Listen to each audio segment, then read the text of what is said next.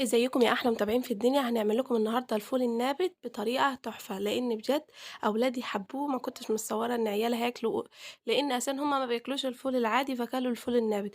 يلا نعرف الطريقه ونقول بسم الله. انتوا شايفين بقى الفول النابت منبت معانا. تعالوا يلا اقول لكم على الطريقه لاني ما صورتهاش. اول حاجه بنقعه في ميه لمده 24 ساعه، وبعدها بجيب فوطه وبحط فيها الفول وبغطي عليه كويس، وتاني يوم بفتح عليه وارش عليه معلقتين من الميه، وكل يوم على كده لمدة يومين لحد ما ينبت معانا بالشكل ده.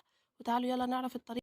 أول خطوة بجيب حلة وبنزل بمعلقة من الزبدة ومعلقة من السمنة ومعلقة من الزيت. فالمتاح عندي هو الزبدة، وهنزل بمعلقتين من الزيت، ومعايا بصلاية متوسطة مقطعاها هشوح فيها لحد ما تدبل معانا خالص.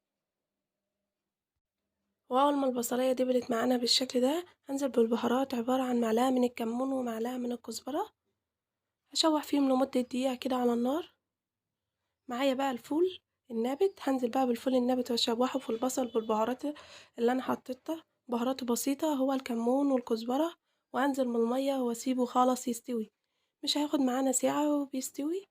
ما تتصوروش ازاي عيالي ما بياكلوش الفول العادي وكلوا الفول النابت، لان بجد كان طعمه تحفة. فالفول معانا استوى، وبعد ما الفول استوى معانا هنعمل له طشه كده بسيطه، معلقه من الزبده ومعلقه من الثوم مفروم ومعلقه من الكزبره لحد ما الثوم يصفر معانا بالشكل ده، واحطه على الفول النابت بعد ما يستوي. وطبعا ما ننساش الملح.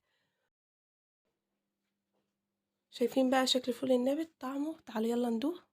بجد طعمه تحفه.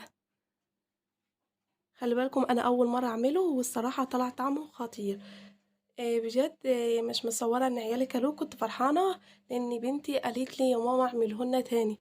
فتصوري بقى ان اطفالي يقولوا لك اعملي لنا الفول النابت تاني. ان شاء الله نشوفكم في فيديو جديد.